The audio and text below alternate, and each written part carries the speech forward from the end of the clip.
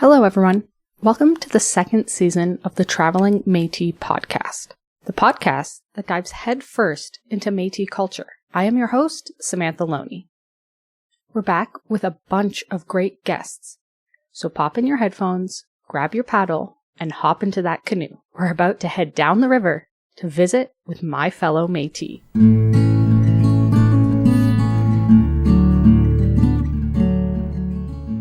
Merci, Miigwech.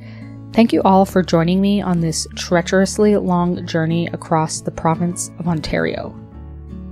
I can't visit everywhere and speak to everyone, so I just want to set the stage for how large geographically the province is.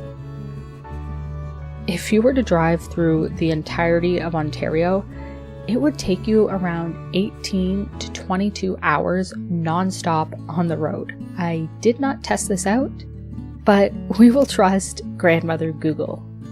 I am extremely honored to have gotten the chance to share the stories of the people of the North, an area which is long admired but rarely discussed. For those of you who don't know a lot about Ontario, about 94% of our population live in the southern part of the province. I'm from Barrie, and if you ask anyone in Toronto, we're Northern Hicks, but Northern Ontario actually begins around Lake Nipissing. If you remember in the last episode, I mentioned North Bay is the gateway to the north, about 4 hours north of where I live in central Ontario. I guess what I'm trying to say is there is a lot of Ontario and a lot of Northern Ontario that not a lot of people get to see. The landscape is beautiful. Once, you drive through the rocks and boulders that are Sudbury. No disrespect to Sudbury. I do have family up there, and rocks are cool and all. Yeah. As we discussed in an earlier episode, the scenic route around Lake Superior is mesmerizing. One of the M&O regions that get to call that astonishing landscape home is Region 2. I wanted to give people who don't have the time or ability to travel to the region an insider's look. That's why I sat down with the president of the Thunder Bay Métis Council, Wendy Houston, to discuss life in her neck of the woods.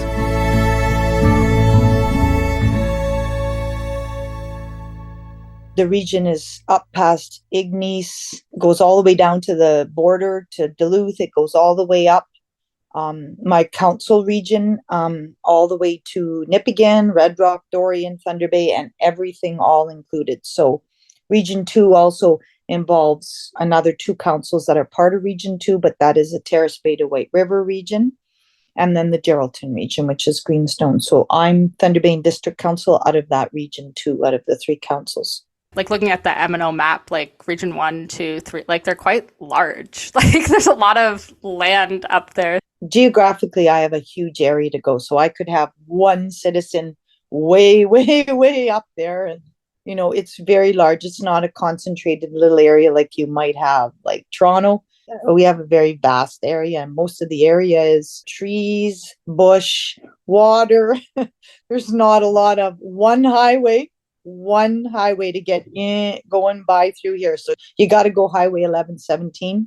You can't get through here any other way. Yeah, and I was going to ask just your personal experience as well, like connecting with culture. Like, was it something you grew up with? When we were growing up, so my dad is the Métis culture. My grandma on my dad's side came from Saskatchewan, where she was. And where Red River Métis is actually where our ancestry and that is. So I grew up with my grandma.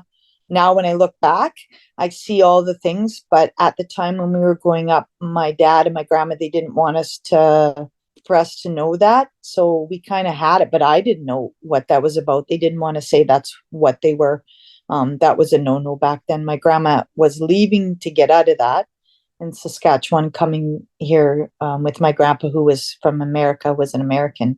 So we grew up with it, but I didn't know that's what it was. My grandma used the wording, so she kind of used, French and all that kind of words that you would see now is kind of partially Michif. when you look at some of the word for it. We went back to Saskatchewan every summer. And now I can see that. I can see the culture that was there. And my grandma used to play spoons for us and the fiddle and everything. And now I know. But growing up when we were younger, no, it wasn't until, in 20s and 30s. Yeah, that seems to be a connecting story for a lot of Métis people. It was just not talked about, and then you kind of go on your own journey into discovering your culture. You're president of the Thunder Bay Council, so it's probably easy now for you to maybe connect to culture because you're surrounded by Métis people as well. But are there any other ways or anything on your journey that you used to help connect you to your Métis culture? Yeah, my great grandma, which was my grandma that lived here. Like I said, every summer we went back to Lestock, Saskatchewan. That's where my dad was born, which is by the Muskowin Reserve. And we would go back there all the time to my grandma, and my grandma's has several siblings, my grandmother. So we would go back and see Granny all the time. And then we would go to Batoche. She always talked about Batoche all the time. So we went in there, Fort Capel, Batoche, LeBret. That's where we always went back every summer to. Nature is more prevalent in Northern Ontario because obviously we've destroyed the lower half of the province with the cities and everything like that. Are there different ways you connect to the land or anything specific in the area that's harvested? I've done lots more now lately in probably the last 10 years, but growing up, we berry picked. That was my grandma. Where there's rain, beating down sun at 30 degrees Celsius, we blueberry picked. We had to process black currants, blueberries, strawberries, preserving all the time. My grandma was always preserving, always using off the land, using mint all the time. She grew wild mint all the time. We used it. I can see that all now, but I just thought, hey, we weren't the richest. We were not poor, but we weren't the richest. When I look back, which I do now myself, we harvest even more now because my sister brought me into making salves and stuff like that. So we make Labrador tea, we make cedar tea, we make all different kind of cheese. Chaga, she makes it into salve, she's making into cream, she makes it into tea. Everything up here we try to harvest. But I can tell you one story. Whenever we used to get sick, my grandma used to say, "Oh, we're going to use the poultice." And I would be like, what the heck is a poultice when I was young? So my sister always had asthma, bronchitis, and whooping cough all the time. So my grandma would make this milk and bread, and I don't know what was in it. Put it on my sister, and my sister would have to be under, like they put a little blanket on the bed when she would have some lung issues. My grandma said, "Oh, we're going to put a milk poultice on her." Ah! And we go. So she used to make poultices, and she would make like stuff to fix sores and things like that. And we never thought anything about it. That's just the way we lived here, and that's what we did, right? So, but used to make all kinds of those things. And I do remember a story when my dad was very young, and he got burned accidentally with an acid burn on his head. And back then, my dad was 5 or 6 because he came when he was about 3 years old. They came from Saskatchewan, Lestock, and moved here. And my dad got burned on the head. And my grandma, you had to pay back then, and there wasn't hospitalization like there is now. My grandma made a poultice, and for 2 weeks, put the poultice on my dad's head to try to heal it. And it actually healed. My dad has a scar there. His hair doesn't grow the same, but she healed him 2-3 weeks, and she healed him. He remembers the poultice and him being in bed for 2 weeks with that poultice, and she healed him. And I don't know what it was. Well, I think too, we often forget, nature, heals itself as well too. So it's there are things out there that we don't realize every day, we're walking past them, and things like flowers or anything out there that you can use as medicine. They are medicines. My dad has always eaten fiddleheads. They were being careful with mushrooms because, mushrooms are changing, but they do pick and eat mushrooms. So my mom's side of the family come from Dorian, which is between Red Rock and Thunder Bay. And they have they own about 40-50 acres around Wolf River area, which is part of a mountain.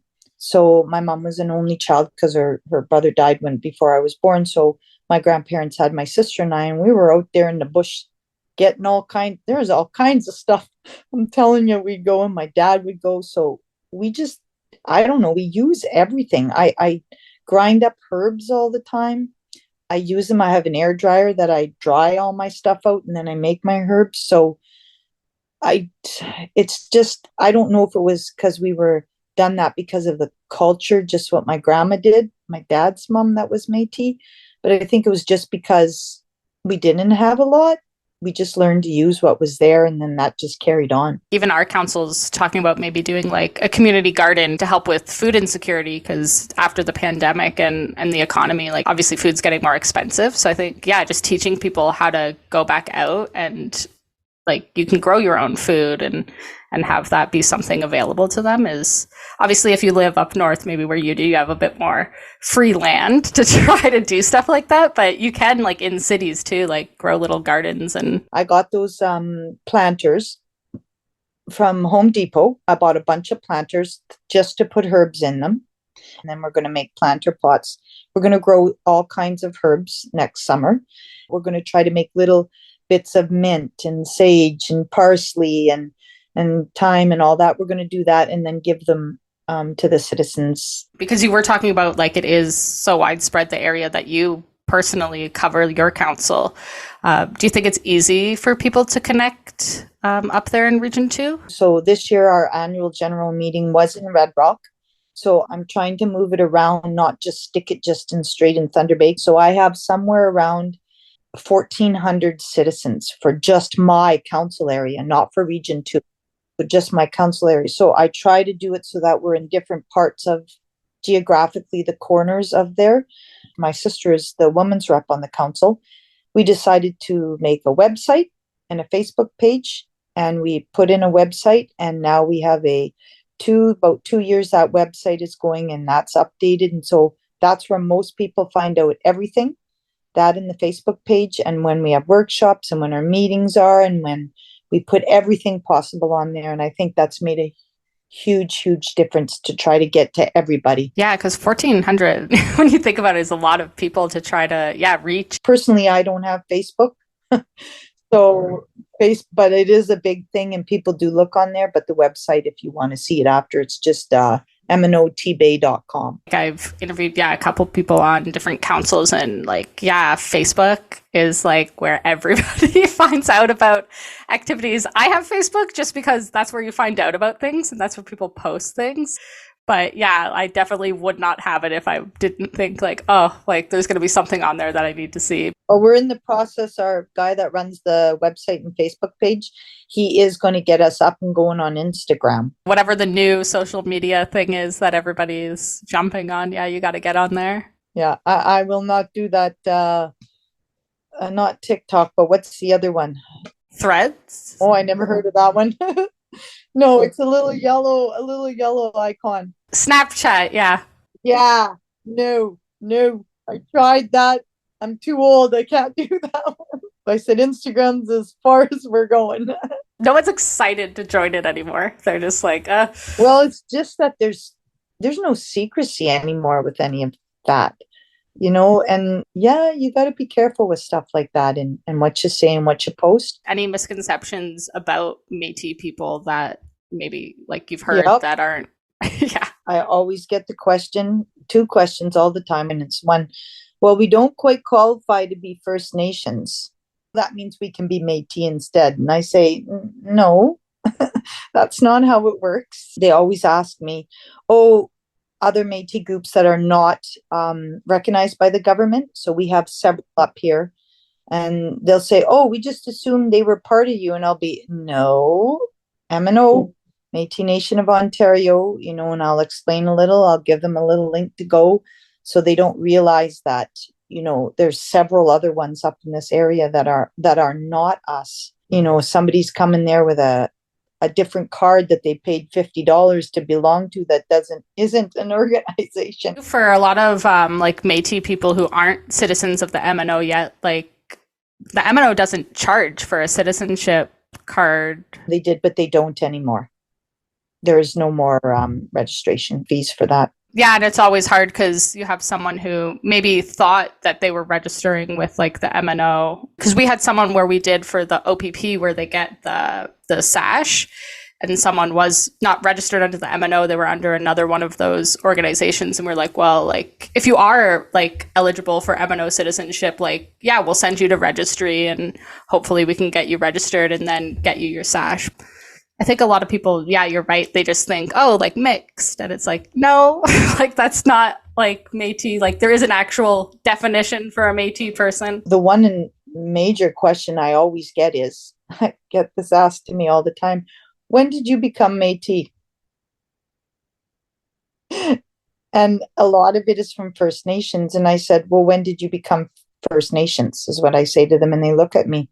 I'll say, I was born Métis. That's the biggest thing I get. And I'm stumped because I'm thinking, I don't even know how to, like at first I was like, that's a terrible question to ask somebody.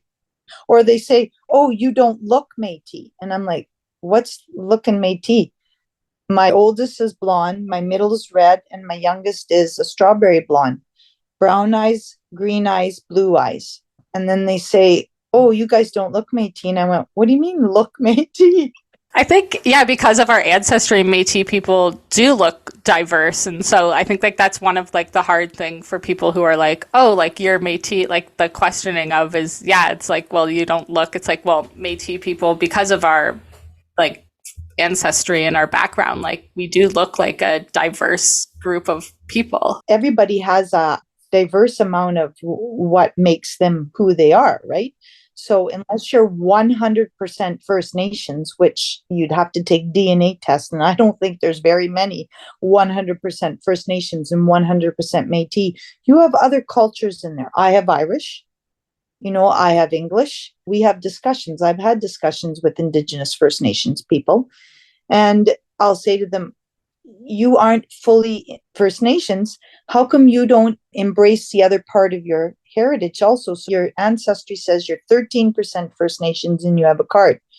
So you're 83% or 87%. What is the other bit of your culture, right? You don't embrace that part. You only want to embrace that 13%. So we've had some really good discussions, regarding that, because I embrace all parts of me. My mom's side, my dad's side, my husband's side who's Scottish. So my kids have Scottish, in there, and English in there, and Irish, and everybody wants to be Irish when St. Patrick's Day comes around. So yeah. that's when people are embracing their Irish heritage. Because of my career as a nurse, so I worked different sectors in that, but I am finishing up my career right now. I'm a home care nurse. I do both reserves, Rocky Bay First Nations and Lake Helen First Nations. I've been their nurse for 25 years. So they know me. They've known my grandma. Lots of the elders in those communities knew my grandma. They knew who my grandma was. They also know what my culture is. They've known all along. So they've known I've been Métis all along. Because of what's going on right now, it's not the greatest up here in Northwestern Ontario. I don't know why, but there's tension, lots of tension up here. Been networking. I've opened lots of doors in the last year that when they all encompass, Indigenous, they only mean First Nations. Yeah, I think people sometimes forget there are 3 Indigenous groups in Canada. It's nice to remind people like there are 3 groups and we're all under Section 35. We're all Indigenous. We all should be working together as one Indigenous peoples with 3 distinct cultures. It's better to work together. That's not happening right now. I don't know if I think it's obtainable, but oof. While I don't have the answers on how to repair the relationship between First Nations and Métis communities in Ontario, I do know that one of the things we've not been so great with is communication. As Métis people, we need to do better to communicate to others who we are. Although Métis people are a Atikamekw, the people who govern themselves, we do need to recognize the trauma that has been collectively brought on to all Indigenous peoples, including our First Nations cousins. As President Houston said, we have to work on a way so that we're all working together. One of the ways she hopes to do that is by sharing Métis stories from Region 2 with her community in Thunder Bay. So I reached out and I thought, okay, I want to do a Métis 101 specific to my area, specific to the geographical area, to the Lake Superior and all these areas in here that my council is, that I can play for when we go anywhere or when we're at meetings. So I knew Kathleen Lynch, who was the president of the college. She's been extremely good to us. She said, give me the summer. She hooked me up with the multimedia department at Conn College. And she hooked me up with Daniel Hansen, which is, I think, the dean or the professor at multimedia. He's in charge of all that. So his third or fourth year students took on, we decided we were going to make a video, a 5-minute video of different things, of the most important components of the Métis, which is, you know, talking about the heritage and Louis Riel and the sash and those important things that just give you an overview of who we are, where we came from, you know, and that kind of thing. So I've just done that. Well, because like you said, I think like when you were getting the question of when did you become Métis, I think it's just, and there's a lot of cultures that I don't know anything about. So I think it's like if you have something and like when you learn about someone who's different from you, like it is nice now that you have that video for people to see, to like, oh, like this is what Métis people are. Like, because I think, yeah, for like you were saying, like, and with my family too, like a lot of our family members just didn't tell people they were Métis and didn't practice the culture like outwardly. So I think for Métis people, it's like everybody knows what a First Nations person is. Like usually, like it's like a pan-Indigenous definition of what a First Nations person is. But like when you say First Nations, you get a general idea of like when you say Métis, a lot of people are like, what is that? The education part of it has really been good in the last 2-3 years. Even better and better. But the education process for all the different aspects, for all the schools, you know, for all those kind of things, because they moved from, as a nurse, we always used to deal with Department of Indian Affairs. It's not that anymore. It's the Department of Indigenous Affairs now, because they moved from using the word Indian, and they now use Indigenous.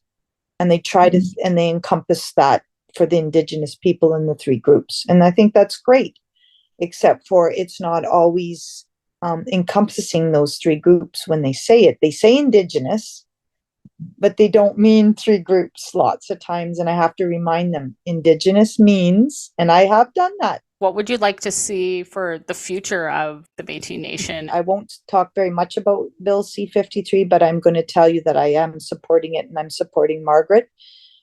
We do need to have our own self-government so that we can be in charge of ourselves.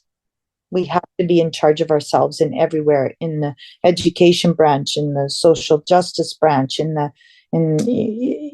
everything. We have to be in charge of our own culture and our own people. We need to be in charge of that. So I would like to look towards self-government for ourselves. That is what I'm hoping, and I'm trying to help the MNO and Margaret and everyone do that. I'd like to do that. I would like to see that. I would also like to see all the Indigenous groups all working together, helping one another. I really want everybody to just be happy and work together. I just want to carry our culture. I wish that, like, my grandma has been passed away for a while now. I just wish that I knew all of this when she was alive, and we could have talked like this about it, because it would have been good, but we couldn't, and we didn't know, and we just never spoke about it, because that's not what we did. So I only wish I could show her. I want to thank Wendy for coming on to the show today and for sharing her story and knowledge. I want to dedicate this episode to our grandmothers, the women who had to stay silent about their identity, which was crucial to their survival. Because of them, we are able to be here and share our stories today. They survived so we could carry on the culture. Merci. Merci for listening, and we'll see you down the river.